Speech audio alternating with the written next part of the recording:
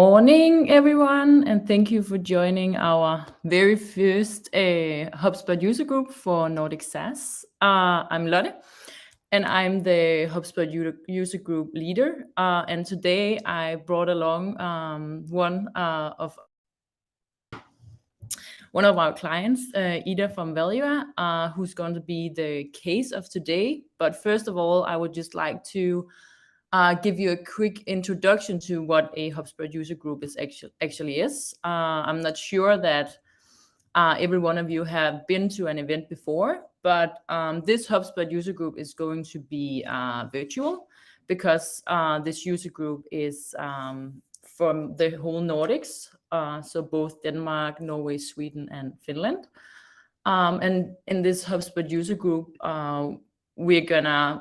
you're gonna learn from proven cases of inbound-driven business success, get to share the HubSpot practices that support your growth journey, and meet fellow inbounders who share industry-specific challenges and aspirations. So a HubSpot user group is a community-led, non-commercial initiative adhering to the official HubSpot user group principles. And this means that as a Helion, the company that I work in, is hosting these events, but it's more as a community, not as anything commercial, just so you know. We have in the chat, we have a Q&A function for everyone to put in their questions during the session, and then we will have a Q&A session at the end of this talk. And please also feel free to type in just your name and where you're from, so everyone here knows that who is attending, and you will be able to do some networking as well at the end. So I think that we should just deep dive into it. So today we are going to have a case from Valua, where Ida is going to talk about how they went from outbound sales to inbound lead engine. And after that, I'm going to talk to you about how we build Valua's lead engine in HubSpot. And then we're going to end up with a Q&A session at the end. So let's just jump right into it, Ida. Thank you. First off, I just want to start with introducing who I am and what I do at Valua. So I work as a marketing funnel manager at Valua, and that basically means that I make sure that we capture and recognize the most relevant leads, and we push them through a marketing funnel in the most best and efficient way, so that we can hand them over to sales who can take them on from there. So I own all inbound flows, but I also work a lot with sales and with product to make sure that we can push everything through the funnel the best way. But enough about what I do. Let's dive into why we're here, because 1 year ago when I started, it didn't really look like it does today. So I want to dive into that. But first, I will also just tell you what Valua is, because maybe you don't know, maybe you're interested, and it will give you some context to what it is we do. So Valua is a SaaS product offering innovation sourcing on demand. And what that basically means is that we offer an easy and fast data-driven way to source innovation. And for a company, that means that if you have an innovation problem, you can go in and you can find a solution to it, or you can find alternative suppliers based on specific criteria. And then we also offer like more qualitative deep dives into technologies and due diligence on specific companies, so you can also proceed with your ventures, knowing a bit more about whatever you're investing in or whatever you're looking into. So it's like a platform and a service in one. But moving from that one, I want to rewind to where we were 1 year ago, because I think it's easy to say that it didn't look like it does today. We've done a lot of things that we'll get into later with Lotte as well. But I joined the company in March, and the way that we work with marketing and sales was very different from what it is today. we had a different approach to selling. And I think I would go as far as saying that we didn't really have inbound. We didn't really have that link in between sales and marketing at all. So yeah, things were more than often falling in between chairs. But maybe I'm folding a bit here. I've tried to make it as structured as possible as I could. There's like 4 major differences. The way that our product was packaged looked a lot different. It was targeting a different audience, which was more narrow and enterprise. So that also trickled down to our sale, where it was more outbound and relational. And that also meant that our sales cycles were quite lengthy and cumbersome, because sales were taking the lead from, all the way from scouting a lead, cold calling them, maturing, through numerous meetings, and then determining whether or not it actually was a match in the end. And this sort of, the reason why it was like that was also because the marketing efforts that we have was very much top funnel focused. It was around creating traffic and focused on only producing awareness pieces. So we sort of like had the top funnel and the sales, but we had nothing in between. You could almost say that our marketing was like using a scattergun approach, or like hitting a lot of people, but not necessarily knowing what we got through. And as sales was not really, it was their job to pick it up, but we had no idea of what a good lead looked like. No, marketing didn't know, and sales weren't able to provide that back. So whenever a lead was handed over to sales from marketing, it was very immature. And if it didn't really match that specific criteria that we had a manual person reviewing, we never really touched them. They were just left if they didn't match it. So there was only a very limited amount of people who actually went through the funnel. And it was directly from top funnel content to a sales conversation. So we had a lot of things falling in between chairs. And you can say that was also because we didn't have lead nurturing in place, and we didn't have all that middle funnel content to catch people where they were in their buying journey. The last thing that also speaks very much to this is of course our CRM. HubSpot, the way that we worked with HubSpot was not aligned in marketing and sales, and there was really no ownership of it. I think you can, there's like this phrase, many chefs in the kitchen, and in our case, it was like a lot of amateur chefs in the kitchen, I think, because we were moving in different directions and not working together, and we didn't really have that one source of the truth. So marketing was working on one thing and it wasn't necessarily handed over to sales, and sales was working in different ways, in different processes in HubSpot. And some people weren't even logging things, so we weren't able to see anything, and we weren't able to connect those dots in there at all, which meant that things were falling in between chairs and we weren't picking up leads. So that was of course not an ideal situation at all. I think Lotte will also attest to that. We had our CRM was messy in terms of our maintenance. We had many contacts, some were unassigned. We had duplicate companies, not just 2, 10, 20 companies we could have, listed there many times. We just made it even more difficult to really understand how to use HubSpot and how we use it at all. And we basically lacked the data and the insights into how we were doing and how we're performing and tracking everything through the funnel. And I think a good an example of what actually happened back then was that we eventually took out our deal pipelines into an Excel file because we had too many pipelines in HubSpot, and we didn't really have that. So we needed another source of truth that was not HubSpot, because that was just a mess.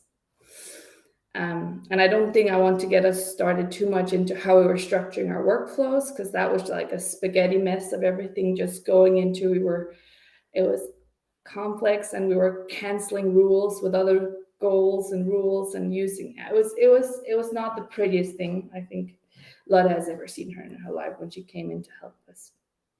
but we fixed it. We'll get into that later. So I think, why did we need to change? I think that's obvious from my story there. we needed data to actually be able to understand how we're doing and where we were, was our bottlenecks, where could we optimize, how could we improve, and make sure that we also had the leads running through the funnel in all stages of their journey. But we also needed to be able to scale, because we were repackaging our products so that we could hit a lot more people. So we needed to have a sales and a marketing operation that could actually manage this as well. And that meant we needed to automate a lot of things as well.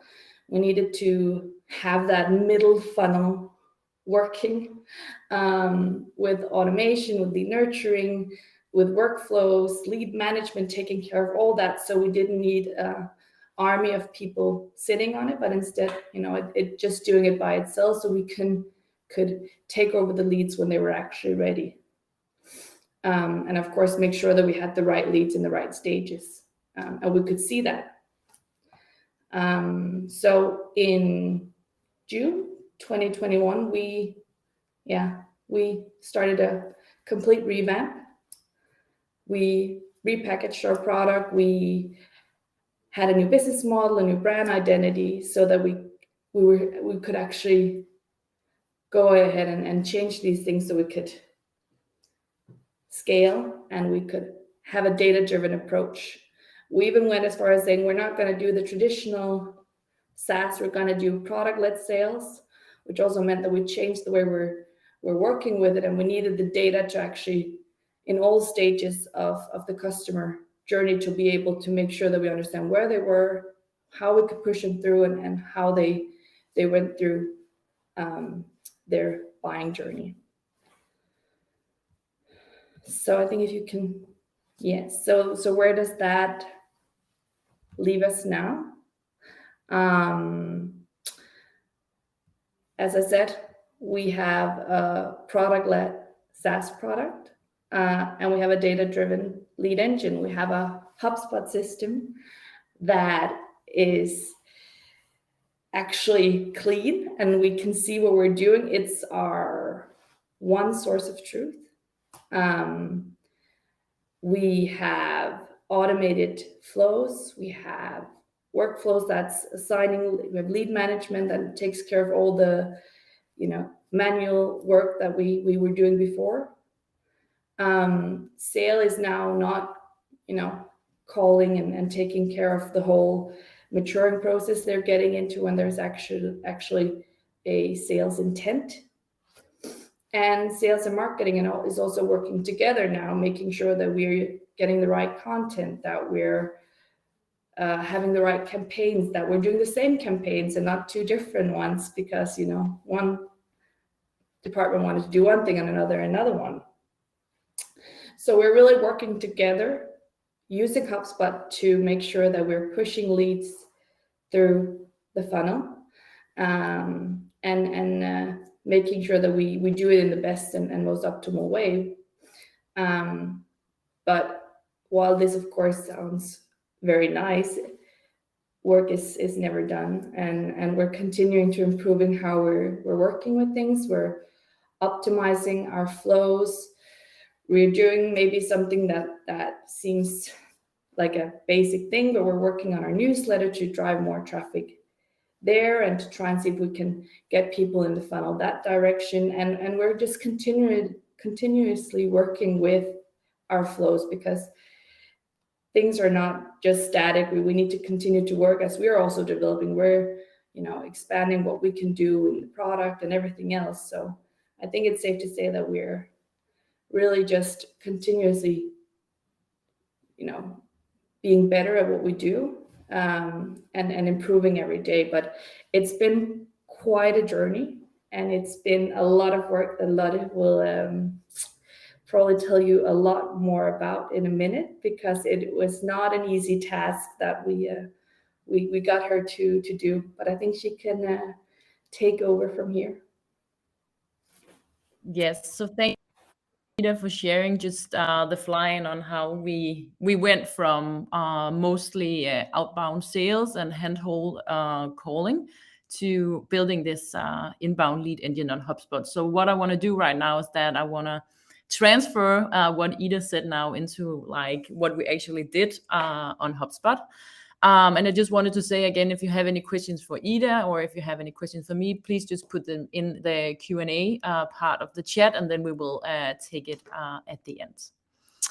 So we had 7 key areas of focus when we built this lead engine in HubSpot for Value. So actually we started out with a strategy process outlining how we wanted to build the lead engine and figuring out, like Ida said, what is the buyer's journey, what are the contact points throughout the buyer's journey, and then we set it all up in HubSpot. So what we did was that, first of all, we had a big CRM cleanup, making sure that we had the right data in place. Then we did like a global form setup. I will deep dive more into all these 7 points. Then we built out the buyer personas, we built out a content strategy, we built out a lead handover strategy in HubSpot as well. We built out sales performance dashboards in HubSpot, actually because they went from an outbound sales focus to an inbound sales focus. So we wanted to see the results of the work that the business development team were doing. So we started to track everything in HubSpot there. And then we set up like a dashboard for board reporting because Value has a board behind them. So we wanted to use HubSpot for reporting directly to the board as well. So what we started off with was cleaning up the CRM. So as Ida said, there was a lot of data in the CRM, and there was both some really good data and there was also some data good data. So it's really important when you build a lead engine to have this tidy CRM hygiene to secure the best possible sales and marketing experience for your potential customers. And that also means that we are having marketing and sales working closely together.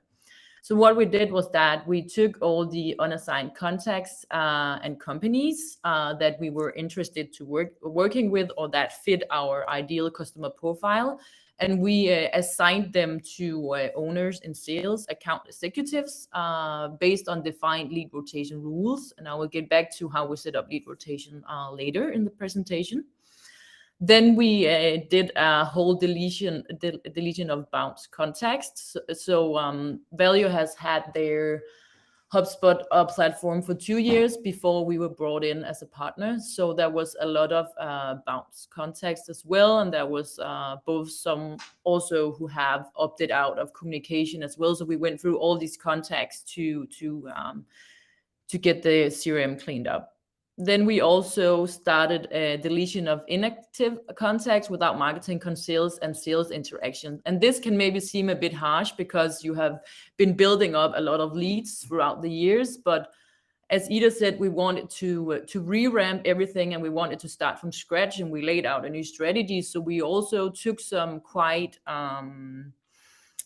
wild decision, you might say, a lot of these inactive contacts because they were filling up our CRM and our lead nurturing without getting any results, and they were not really a good fit for our ideal customer profiles after we laid out our buyer personas. So we did this as well. And then we deleted approximately 4,000 companies without associated contacts, and we set up a rule that in order to have companies in HubSpot, we also want associated contacts because we wanted to be able to work directly on some of these contacts throughout the sales dialogue and throughout our lead nurturing. And we didn't want to have companies assigned to account executives without them actually having a, what would you say, like a point of contact inside that company, because we wanted to be much more inbound led than outbound led. So this was not a competition about sitting on the companies anymore. This was about working the right inbound leads. So after that, we had a a quite long strategy process around which data to actually capture. So what we did is that we were looking into how we were using forms, and I think it's fair to say, Ida, that maybe you were using 30 or 40 different forms. So we had a lot of different data coming into HubSpot without really leveraging the data, based on segmentation of lists, based on how we were using this data to also work with MQLs and SQLs, product qualified leads. So what we did was that we built out a quite, you would say, maybe basic form setup, but we wanted to make sure that we were collecting the right data in the different stages of the buyer's journey. So we did what we called a global form setup. So what we did is that we agreed upon a series of data points we needed for our marketing and sales automation and outreach. Then we blacklisted all free email domains on all our forms because we wanted to work solely with business emails. We wanted to know which companies were actually using the product, which companies were interacting with our content, and we weren't really that interested in Gmails or other free email domains.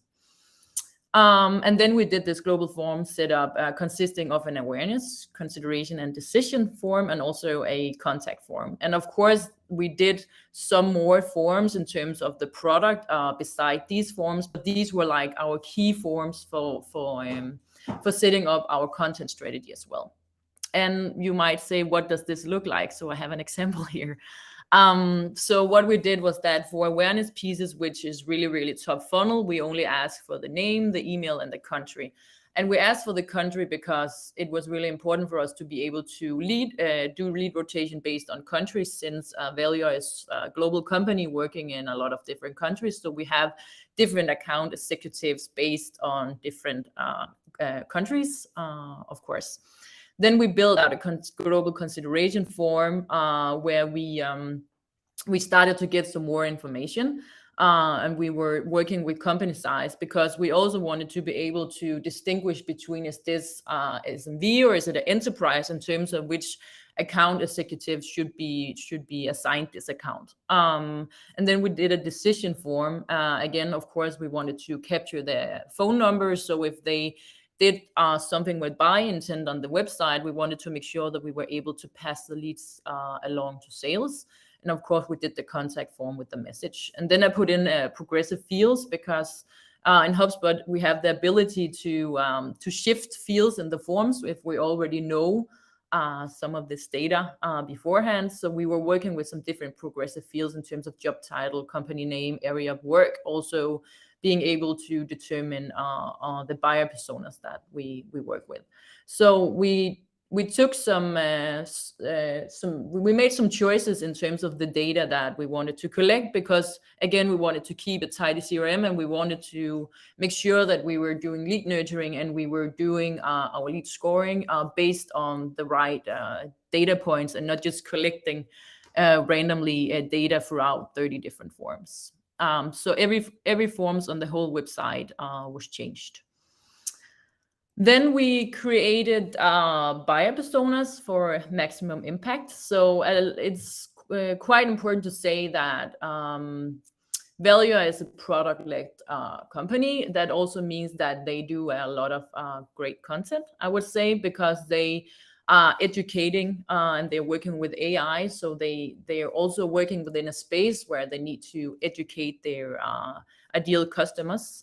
So what we did, and also they're working in a lot of different industries. So what we did was that we built out their buyer personas as a part of the strategy, also to make sure that when we were doing lead nurturing, or we were doing sales sequences, we were building out sequences based on persona and based on industry, because we didn't want it to be generic in our outreach anymore. We really wanted to leverage on the data, and we wanted to make sure that we were contextual in everything that we did.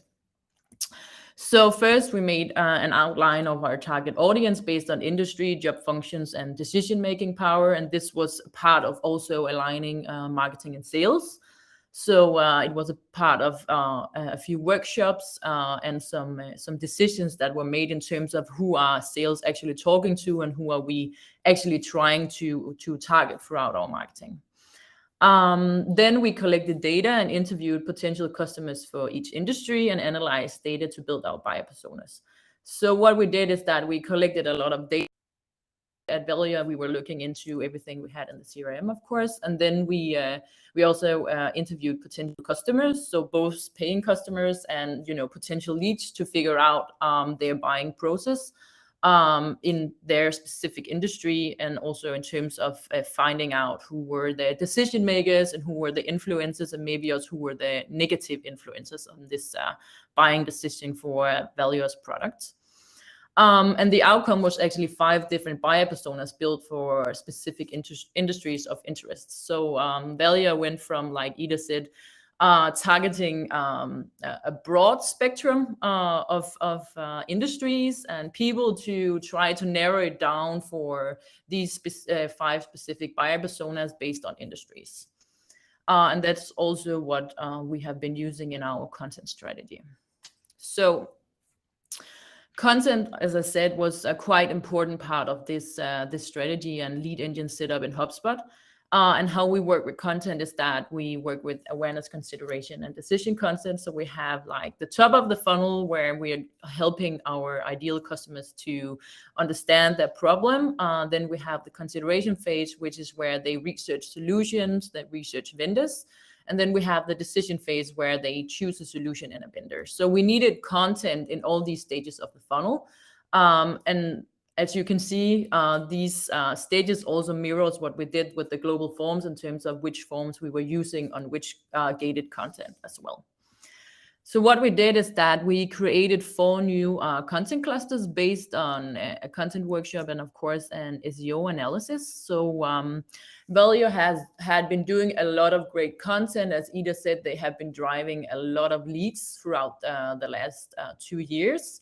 But when we were looking into the leads that we were driving, it was not necessarily the right leads. So we had to change our whole perception on how we wanted to educate the leads. So what we did was that we were looking into doing a lot more mid-funnel and bottom-funnel content, because they have already built out a great library of awareness content, and we were attracting a lot of traffic, but we were really converting that traffic down the funnel. So we did 4 clusters. We did a cluster on intelligence. We did a cluster on investment, finding new investment opportunities with their platform. We did a part of innovation, and then we actually also built out a cluster on the Velia platform, because we found out that there was a lot of questions related to the Velia platform, how to use it, how the AI was working, but we were not really answering those questions throughout the buyer's journey. So we wanted to have this product-led marketing setup and being able to answer those questions throughout the content. So an example of what this Velia platform cluster looks like is this, and you can actually go to their website, to the blog, and you can find all these. But we did a piece around the ROI of the Velia platform. We did a piece about 10 best ways to identify new business opportunities with Velia. We did a piece on the best tips, and a lot of different things, like also 10 reasons why Velia is your new innovation hub. How deep does our data go? Really to answer these questions that you have when you're in the mid or the bottom of the funnel, really comparing solutions, comparing vendors. And we also worked in all the questions around, having a team doing all this analysis for you, who are humans, who are consultants, and then actually working with AI. That was also part of on one of the other clusters, because in a lot of the companies that we wanted to target, we could also see that they were using, of course, human analysts, and we wanted them to see the opportunity to start working with an AI platform instead. Then we also built out lead nurturing as a part of the content strategy and enabled it on HubSpot. So we wanted to make sure that there was always a next possible conversion whenever you did something. So we didn't want people to be left by themselves if they were filling out a form, for example. So here is an example of what we did when we had a premium content download. We made sure that they get this thank you message. We make sure to send them an email, setting the expectations, sending them the link to the, in this case, an ebook. And then we waited 6 days, and then we were giving them a mail about industry insights based on that ebook that they downloaded. Also, again, making sure that we were targeting the right buyer persona in the right industry. Then we gave them a use case. So we were highlighting value and the platform, of course, in a tasteful and non-selling way, by introducing a customer success story. So how did another customer actually succeeded with using value? So there would be some mirroring. If they can see themselves do this that other people have done, it will maybe let them to do the free trial, which was the next and final email we were sending them. So as Ida said, we went from being like a sales organization to be more product-led. When we started, we had like a more freemium model, but actually we changed that up to working with a free trial instead, because we had a lot of discussions going back and forth, and we can see that being on a freemium, you had only the possibility to use a small amount of the platform, and you didn't really get to see the power of what it could do. So we changed that into a free trial instead. So people had the possibility to use all features on the platform. And then if they didn't want it, of course, to go into a paid version after this, they were able to go on the freemium. So freemium was still a part of the product, but freemium was not what we were pushing anymore. We wanted to push the free trial instead. So that was kind of like a trial and error of what should be our product conversion point. And then in that way, we went from the freemium to the free trial. Then we also built a lot of automated lead management. So as Ida said, we wanted to automate a lot of things for us, because we wanted HubSpot, of course, to be the source of truth, but we also wanted HubSpot to be the lead engine that was, of course, handing over the leads at the right time, but also working in all the rules that we figured out throughout the strategy process. We wanted to implement them in HubSpot, so things were happening in the right way, and no one was doing manual labor or doing things that was not agreed upon, you could say.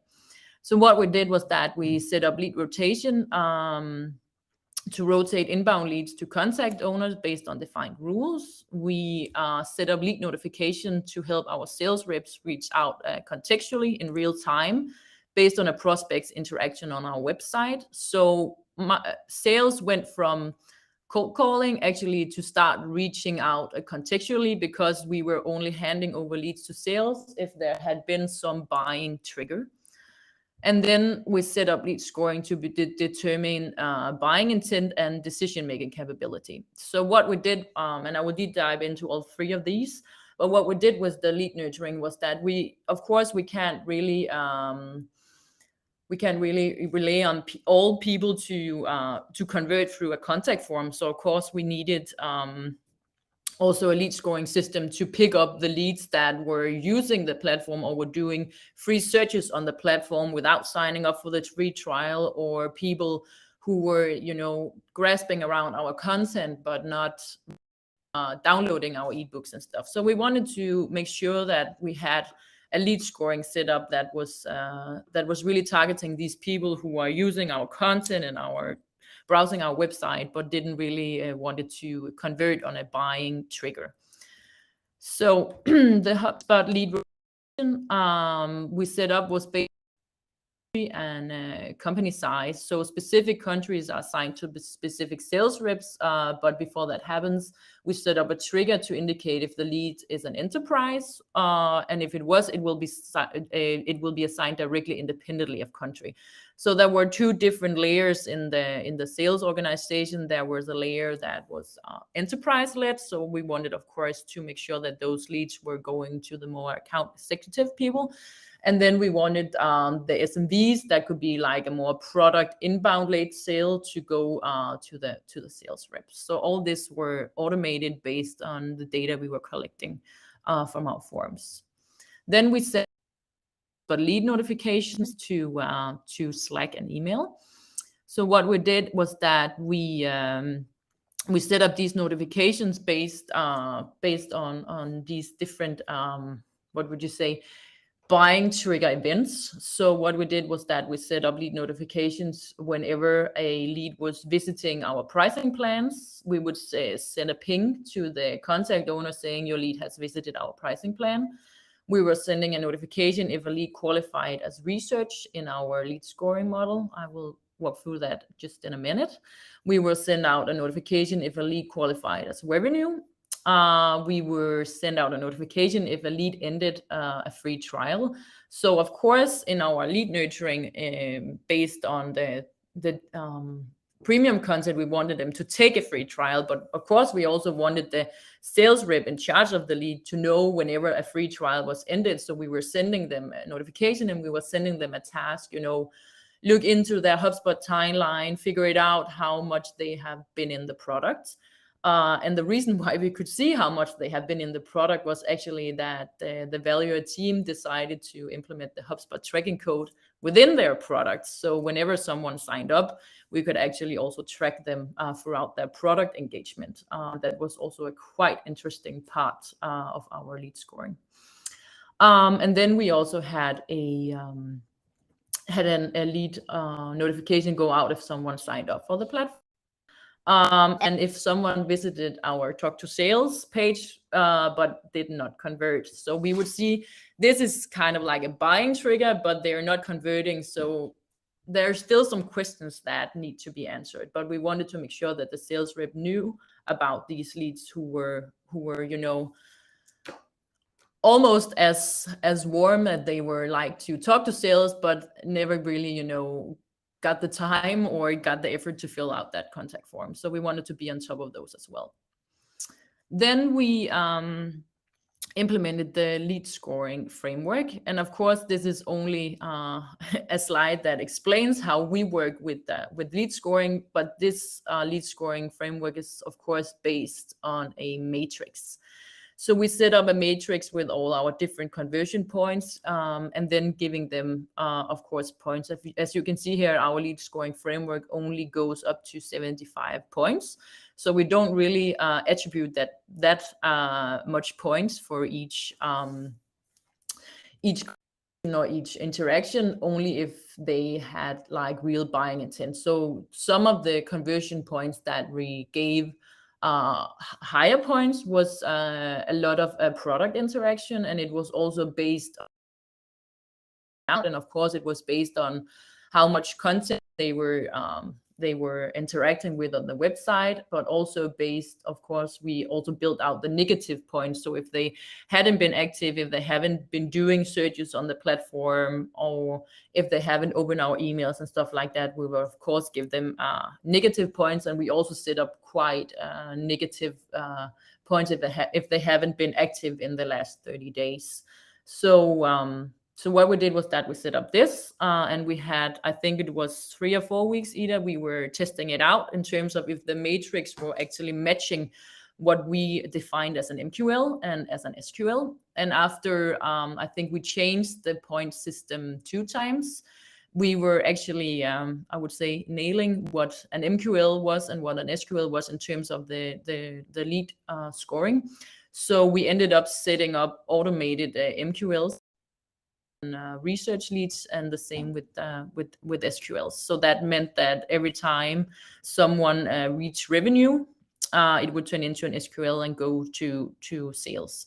But of course, there will always be something falling through the cracks when working with the lead scoring. So we had a notification go out to Ida just to check the leads before they were handed over to sales, to make sure that we were not wasting sales time. But We ended up automating a lot of the lead scoring, lead management as well. So if we talk about the sales performance for the BDR team, we set up this reminder to them in Slack that remember to log all your sales activities in HubSpot. If it isn't at HubSpot, it didn't happen. And that was because we really wanted to start seeing what the sales performance was of the outbound sales that the BDR team was in charge of. So what we did was that we built out sales performance dashboards based on custom reporting to answer sales performance questions like number of calls by rep, types of calls, number of scheduled meetings, number of completed meetings, activity leaderboard, team activities, and so forth. So what we did was that we used the call and meeting types and call and meeting outcomes in HubSpot to build out these sales performance dashboards for the BDR team, where we could really see how they were performing with our outbound. And this really just after have implemented this for 2 months, we could just see that we were really wanted to shift to inbound because we could see that that was performing a lot better. And then to wrap things up, we also did this board reporting. So what we did was that we built custom HubSpot reports, again, to answer questions from the board, like MRR based on deal stage, ARR based on deal stage, so monthly recurring revenue and annual recurring revenue, which is quite important if you're working in SaaS. One-timers based on deal stage. So in Value's case, they were also doing project sales. So you could have a user for not a recurring user, but a user for a specific amount of time if you were doing a project where you needed to scout their data. Then we also looked into subscription by average price, deal change history, deal revenue forecast, deals created by rep, deal leaderboard, closed revenue per month, and deals won lost by rep. So HubSpot, as you might know, if you're in the enterprise part of HubSpot, they have been doing a beta on sales analytics, but that beta was not what we used to do these MRR and ARR reports, because there is a lot of manual things you have to put in. So what we did was that we built out custom reports based on line items. So again, as Ida said, they actually took their deal dashboard out in an Excel sheet, and we took that Excel sheet back into HubSpot. And then we set up a product library based on line items. So we set up all the subscriptions as line items. And then every time a new deal was created, it was a no-no to put in deal amount, and people had to use the line items instead. And in that way, we were able to do these MRR and ARR reports based on these line items, because when you work with line items inside of HubSpot, you will automatically get both the monthly recurring revenue and the annual recurring revenue if you're working with a subscription business. So we were able to set up this dashboard, and also with HubSpot, you can email dashboards, in a recurring frequency. So what we did was that we set up a board reporting dashboard, and we started just emailing it out to the board before the board meetings. So we were all seeing the same truth, and that truth were in HubSpot. So that's what we did with the reporting as well, and also, of course, with the project sales. And I think that was actually it from how Value went from outbound to inbound, and how we enabled it on HubSpot. Of course, there is still a lot more to say about it, since we had I think 100-page strategy, but this was the deep dive part of what we did implement and what did actually work on HubSpot. So I think that Aske will now take care of the Q&A, and then we will answer if possible.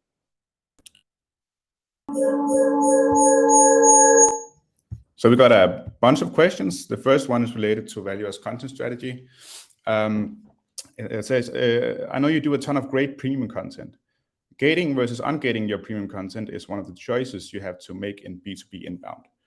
With both an intention to lead generate and increase market awareness for Value, what were your considerations towards the pros and cons of gating your content? Yeah, so I think for us, we already had a lot of awareness content out there. We were having a lot of traffic already, but we very much go by the philosophy of we need to give something to get something back. 1 And I second, think that was Ida, we cannot hear you.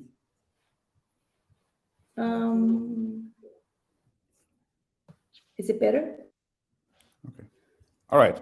Could you go again, Ida? Sorry about that. No worries. Sorry about that.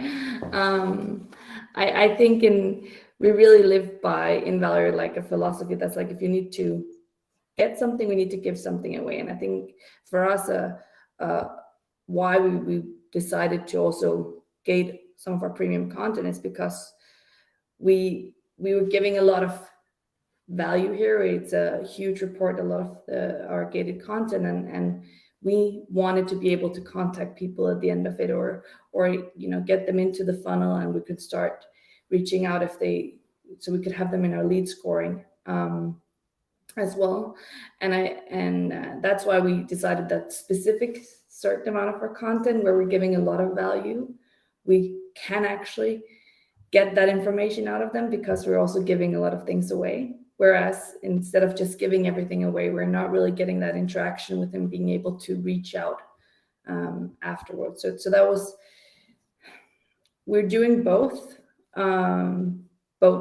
gated and ungated, but our considerations were very much towards that we needed to engage people and to actually reach out, because that's where we're seeing getting a lot of the traction. So where we're able to actually gate something and get some information before we deliver that value, we do it so that we can interact with more people, so we can get more people into a conversation and lead them into a funnel.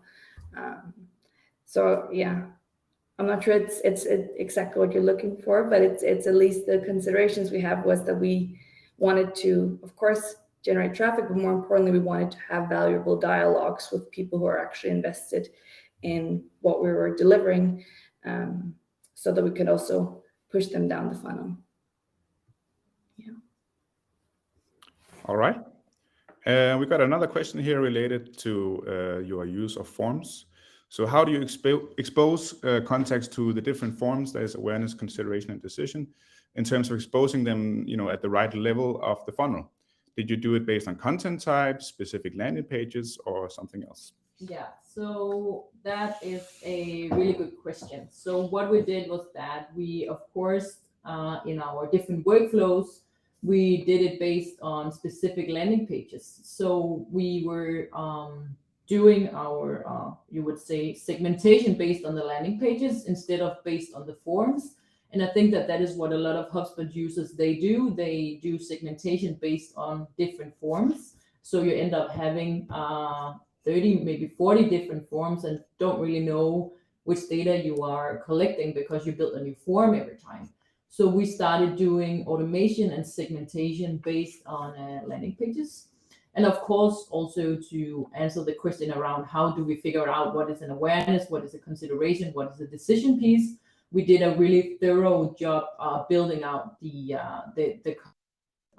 you would say content strategy, and we were actually in the content strategy building out content for each stage of the funnel, and we have of course been tracking their performance. So if we can see that something we thought might be a consideration is actually better as an awareness piece, we would also change up the forms, or we would do what Ida said in terms of gating, ungating, because we also do a lot of ungated content. There is a lot of great content on the blog that maybe would be great to gate, but we have put out there because we want it to be, again, product-led. We want them to be able to get their answers, get answers around the platform as well without gating that content. Okay. The next question is about lead passing. Christian asks, did you make any tests on the period before you contacted leads? He says that 6 business days might seem like quite a long time.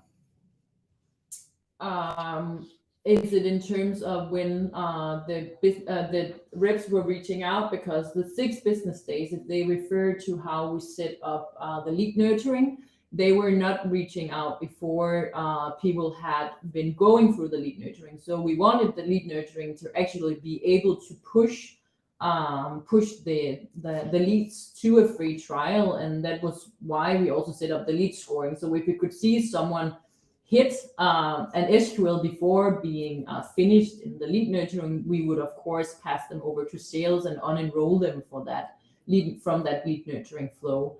But we wanted to be able to do the lead nurturing and then do it more product-led than sales-led. So sales are only, and Ida, I think you can elaborate a bit on this, but sales are only reaching out to leads now when we have a specific buying trigger. So maybe you would just elaborate a bit on that. Yeah, so in terms of, as you said, sales is not engaged unless they receive a message saying that a specific user has actually done something in relation to our sales trigger we've already defined. So in that sense, we take them out of all existing flows. If they're in a lead nurturing flow, we unenroll them, or if they're in a sequence, they're stopped so that we can give them a call or send them a personal message, trying to engage them into understanding where they are, what they want. Is it because they want to go into the platform? Maybe they're already there. So really just meeting the user where they are at the point of time based on that sales trigger. And then on top of that, just expanding on the lead nurturing. I think if we're talking about the days in between lead nurturing emails, then right now we are doing a project where we're testing this because we don't really know whether it's 4, 5, 6 days in between each emails. We're A/B testing everything. So holding up against each other saying, okay, do we need 4 days instead of 5? How long, we don't want to become spammy, but we still want to keep people engaged and actually review our content, interact with it at some point. So we are revamping our lead nurturing again, just to see, can we actually optimize the way that we're reaching out?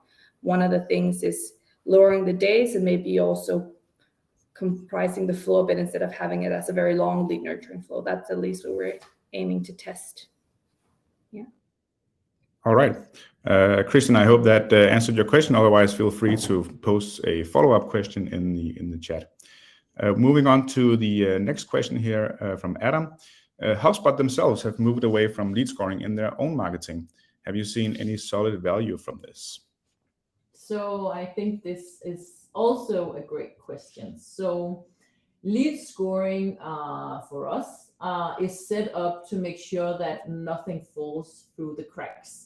So we can't really rely on everyone wanting to fill out our forms or wanting to do free trials.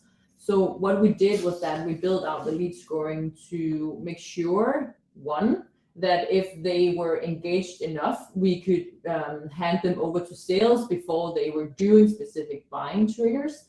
And two, if they never actually, did any specific buying triggers or were, what you can say, actually engaged with us, we would also use the lead scoring to be a kind of like an indicator of we should work with them or not in terms of the other rules that we have set up. But I think that Ida will elaborate a bit on if they have seen any value from using this lead scoring system we have built. Yeah, and we have, because as I also tried to explain in the beginning, we were missing a lot of leads as well, right? We're losing things in between chairs. And I think really the lead scoring for us has been a great way to, maybe some of the lead scoring that we get in, we catch them already because they fill in a contact form or they're already on a trial. And that's seeing a lot of leads as well, where they reach revenue or because they've just consumed a lot of content and they clicked on pricing excessively. And for us, that's a great indicator to actually reach out, and we have been doing it. So for us, it's been a great tool to actually not only capture those who are doing direct sales triggers, but also those who are maybe just consuming a lot and looking around and then actually getting them at a point where we can actually help them to convert. Yeah, so I say it's one of the very good indications we have in terms of understanding where the leads are, because we are having a lot of leads, we have a lot of traffic, but to understand exactly where that traffic is in their buying journey is difficult. And I think the lead scoring helps us to sort of dissect that into sections of where we can also go in and work. And maybe some of them is not fully there yet, and then we can still leave them in a newsletter flow or whatever to mature them and reach out later. But at least we have an idea of where they are. Important to say that lead scoring was implemented after 6 months. So we actually only implemented lead scoring back in January. So we have been working with lead scoring for the past 3-4 months.